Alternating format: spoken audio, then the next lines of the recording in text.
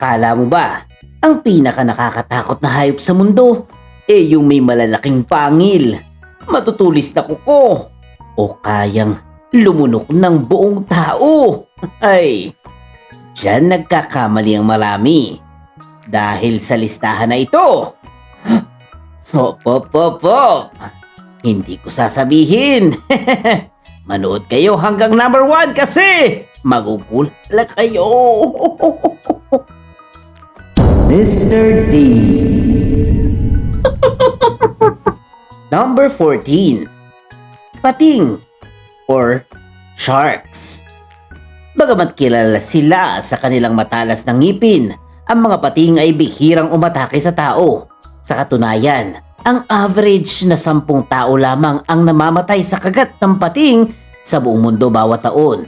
Kadalasan, aksidente ang mga pag-atake. Nagkakamali sila ng target habang naghahanap ng isda. Subalit ang ilang uri gaya ng bulk shark or great white ay pwedeng maging agresibo. Kapag naliligo sa dagat, iwasang magsuot ng makinang naalahas o lumangoy sa malabo at umaapaw na tubig upang hindi nila kayo pagkamalang pagkain. Nakakakilabot isipin na mas maraming namamatay sa selfie accidents kesa sa pating. Pero kapag nagkamali ito ng kagat, ilang segundo lang ang pagitan sa buhay at panganib. Number 13. African Buffalo. Ito'y mukhang maamong baka, ngunit kapag nangamba, nagiging napakadelikado. Ayon sa mga educational na materyales, sila ay kumikitil ng humigit kumulang 200 na tao bawat taon. Madalas silang gumagala sa malalaking kawan at sabay-sabay na nagtataboy ng mga mandaragit. Kapag naman sila ay na-corner ng mga mangangaso o turista, maaari silang sumugod gamit ang malalaking sungay at bigat na higit 1 tonelada.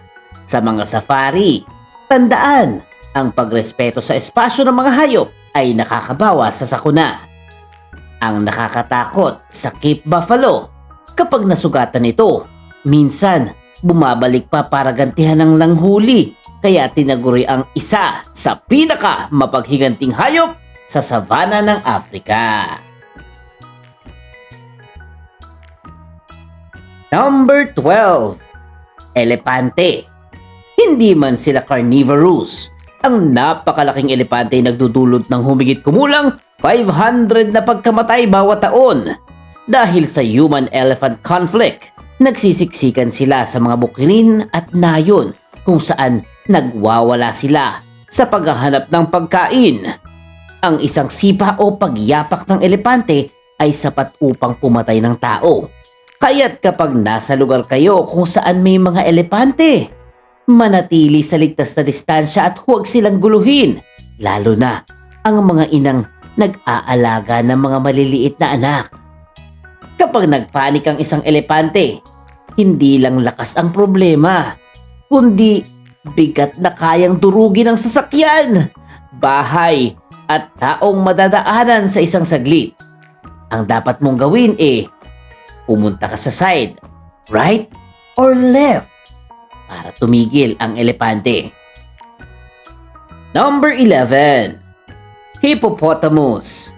Mas nakakamatay pa ang hipopotamo kesa sa leon. Ayon sa BBC Discover Wildlife, humigit kumulang 500 na taong namamatay taon-taon dahil sa agresibong pag-atake ng mga hipo. Territorial sila sa ilog at sobrang lakas, kayang baliktarin ang mga bangka. Hindi sila kumakain ng tao, mga damong kanilang pagkain, ngunit kapag lumapit ka sa kanilang teritoryo, handa silang lumaban. Sa mga mangingisda at turista, laging tingnan ang paligid sa ilog at huwag lumapit sa mga hipo, lalo na kung kasama ang kanyang mga anak. Hindi sila mahusay lumangoy tulad ng akala ng marami. Tumatakbo sila sa ilalim ng tubig, kaya mas mabilis silang makalapit kesa inaasahan ng mga tao. Number 10. Crocodile or mga buwaya. Kilala ang mga buwaya bilang mga tahimik na tagahuli. Sa Africa at Asia, ang mga crocodile, partikular ang mga Nile at saltwater crocodiles, ay nagdudulot ng humigit kumulang 1,000 na pagkamatay ng mga tao bawat taon. Ayon sa parehong ulat, hindi nila karaniwang hinahabol ang mga tao ngunit dahil umaasa rin tayo sa ilog para sa paghuhugas, pangingisda at pagligo, madalas tayong nagiging biktima.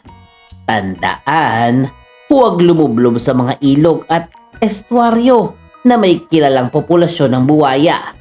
Mas mainam na gumamit ng nakataas na bangka at umiwas kapag may babala. Kapag ang buwaya ay umatake, madalas walang ingay ito, walang babala at isang hila lang sa tubig ang nagiging simula ng trahedya para sa sinumang lumapit doon. Number 9. Tapeworms. Nakakapagpakilabot ang tapeworms dahil naninirahan sila sa loob ng bituka ng mga tao.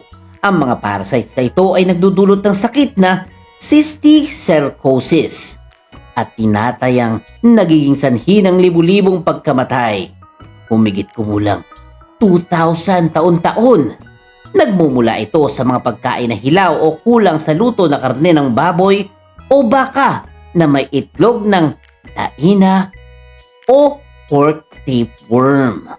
Upang makaiwas, siguraduhin malinis at luto ng husto ang karne at iwasan ang pagkain sa mga hindi maaasahang tindahan. Mas nakakatakot ang tapeworm dahil minsan tahimik itong lumalaki sa loob ng katawan habang unti-unting ninanakaw ang nutrisyon ng biktima nang hindi agad ito napapansin. Kaya mag-ingat. Number 8. Ascaris roundworms. Hindi lahat ng nakamamatay na hayop ay malalaki. Ang Ascaris roundworm ay microscopic. Nagdudulot ito ng sakit na Ascariasis at ayon sa BBC Discover Wildlife, humigit kumulang 2,500 na tao ang namamatay bawat taon dahil dito.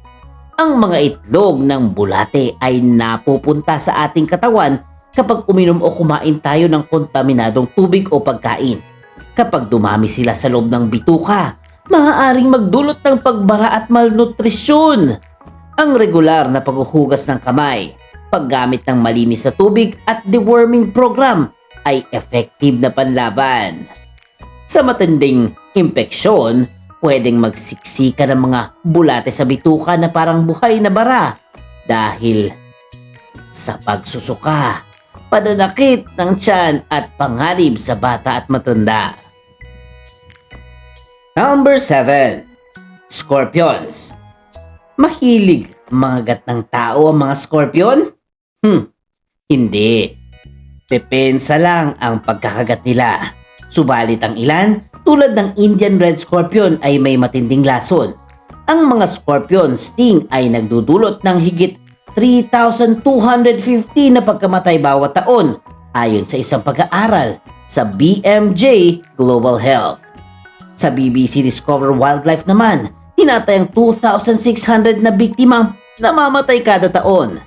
Karamihan sa mga insidente ay nagaganap kapag sila'y natatapakan o nahahawakan habang nakatago sa sapatos o ilalim ng bato.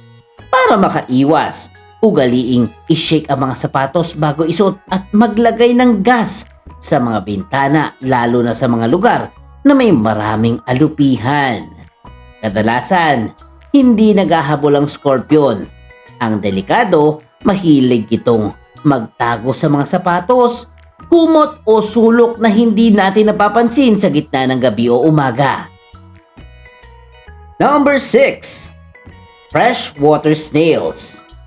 Nakakagulat man, ang mga maliliit na freshwater snails ay nagdadala ng mga parasites na flatworm na sanhi ng schistosomiasis.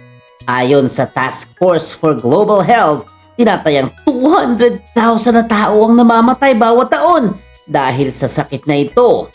Ang mga itlog at larvae ng schistosoma ay pumapasok sa balat ng mga taong lumalangoy o naglalaba sa kontaminadong tubig. Nagdudulot ng sakit sa atay, bituka at pantog. Pinakamahusay na proteksyon ang pag-iwas sa paglusong sa maruming ilog o lawa at ang regular na mass drug administration sa mga komunidad. Hindi mismo ang suso ang umaatake. Ang tunay na kalaban ay ang parasite na nakasakay dito. Pumapasok sa balat habang nasa tubig ka nang hindi mo namamalayan. Number 5. Tsetse flies. Itong nagdadala ng protozoo na Trypanosoma brucei, sanhi ng sleeping sickness. Kung hindi malalapatan ng lunas, halos tiyak ang pagkamatay mo dito. Sa datos ng World Health Organization at iba pang sanggunian, tinatayang 3,500 ang pagkamatay noong 2015 at bumaba mula 34,000 noong 1990. Bagamat nabawasan na ang kaso dahil sa kontrol at paggamot, nananatiling mapanganib ang kagat ng tsetse fly sa mga rural na bahagi ng Sub-Saharan Africa. Kaya't mahalaga ang patuloy na surveillance at pag-aalis ng mga lamok sa paligid. Kapag nakapasok sa utak ang parasite, nababago ang tulog, kilos at pag-iisip ng biktima. Kaya tinatawag itong sleeping sickness na madalas mabagal pero napakapanganib talaga. Number 4. Assassin bugs.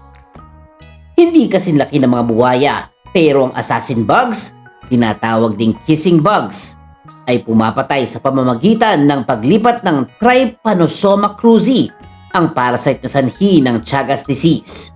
Ayon sa BBC Discover Wildlife, humigit kumulang 10,000 na taong namamatay taon-taon dahil sa Chagas disease. Kinukuha ng mga insektong itong dugo ng kanilang biktima habang natutulog at nilalabas ang dumi na may parasite.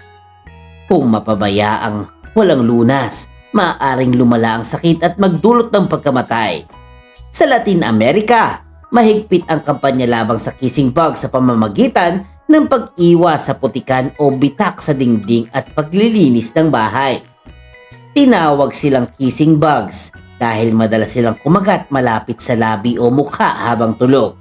Saka, iniiwan ang nakakahawang dumi na pwedeng magdala ng maraming sakit. Number 3. Aso. Maraming nagmamahal sa mga aso, ngunit kapag may rabies, nakakamatay talaga sila. Nagulat kayo, di ba? Isa sila sa mga top na nakakapatay. Ayon sa World Health Organization, tinatayang 59,000 na taong namamatay kada taon dahil sa rabies at 99% ng mga kaso ay nagmula sa kagat ng asong may rabies. Ayon sa WHO. Sa maraming bansa, kabilang ang Pilipinas, dumarami ang mga asong gala na hindi nababakunahan. Pinapayo ng mga eksperto ang pagbabakuna sa mga alagang hayop, pag-iwas sa pakikipaglaro sa asong hindi kilala at agarang pagpapabakuna sa tao kapag nakagat sila. Ang rabies ay halos laging nakakamatay kapag lumabas ang sintomas, kaya bawat kagat ng asong hindi bakunado ay emergency na dapat aksyonan agad ngayon. Number 2. Ahas. Pinaka nakakamatay sa mga direktang umaatake ay ang ahas. Ayon sa World Health Organization, may 5.4 milyong kaso ng kagat ng ahas bawat taon na nagre-resulta sa 81,410 to 137,880 na pagkamatay. Ang saw-skilled viper at puff adder ay ilan lang sa mga nakakalason at agresibong species. Maraming biktima ang nakatira sa mga rural na lugar na walang agarang akses sa gamot. Ang paghahanda, pagdadala ng ilaw sa gabi at pag-iwas sa paglakad ng nakapaang paa sa mga damuhan, makatutulong upang maiwasan ang kagat ng ahas. Sa maraming baryo, hindi ang lason ang pumapatay, kundi ang layo ng ospital, kakulangan sa anti-venom at maling unang lunas pagkatapos ng nakamamatay na kagat. And at number 1, lamok or mosquitoes. Sa wakas, ang lamok ang tunay na number 1 killer. Sa datos ng World Health Organization, ang mga vector-borne disease tulad ng malaria, dengue fever at yellow fever, karamihan ay mula sa kagat ng lamok, ay nagdudulot ng higit 700,000 na pagkamatay bawat taon. Ang malaria nagdudulot ng higit 608,000 na pagkamatay taon-taon, habang tinatayang 40,000 naman ang namamatay sa dengue. Napakalaki ng pinsala dahil sa kakayahan ng lamok na magdala ng maraming parasites at virus. Sa Pilipinas, pamilyar tayo sa dengue at malaria season, kaya't dapat maglinis ng bakuran, mag-alis ng nakatayo na tubig at maglagay ng mga kulambo. Tandaan na kahit maliit ang lamok, kaya nitong pumatay ng mas marami kaysa sa pinagsama-samang biktima ng lahat ng hayop sa ating listahan. Isang kagat lang ng kailangan para magdala ng malaria o dengue. Kaya ang maliit na lamok, ang tahimik na hari ng peligro sa mundo. Alam nyo ba na ang lions at iba pang mammals may mas mababa pang bilang ng mga biktima?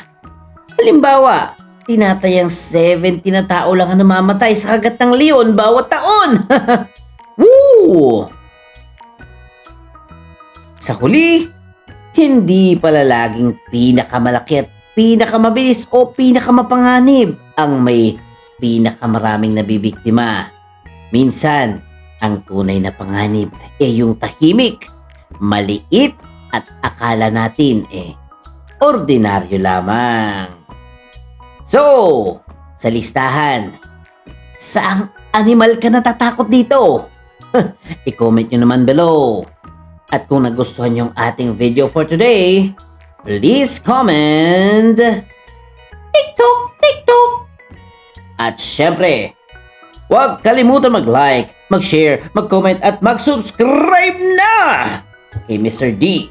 Kasi masayang matuto.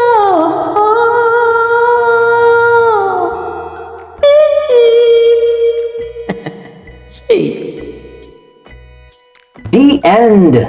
Huwag kalimutang i-click ang subscribe button at bell icon ni Mr. D para masaya every day! See you, D-Fam!